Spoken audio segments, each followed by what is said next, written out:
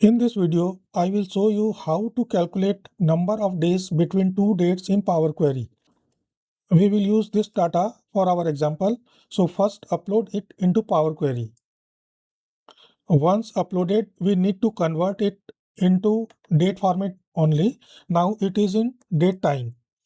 So let me convert it into date only. We have one dedicated function duration.days. To calculate number of days between two dates, you can invoke this function from user interface. For this, first select end date and then start date, as we need to subtract start date from end date. Then go to add column and under date select subtract days and you will get the required result. It is similar like Excel, as your result has not considered both the dates.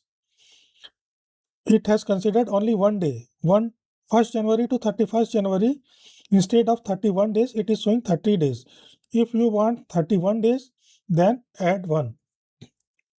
You can also do calculation like Excel.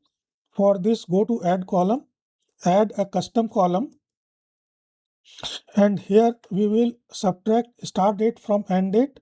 For this, first select end date minus start date. When you subtract a date from another date, the result will be in date time format. So if we try to add 1 in the result of subtraction, we will get error, because Power Query is strictly type language and you cannot add a number into a date time format. So first we need to convert the result into number. For this, you need to use function number from. So this is the result.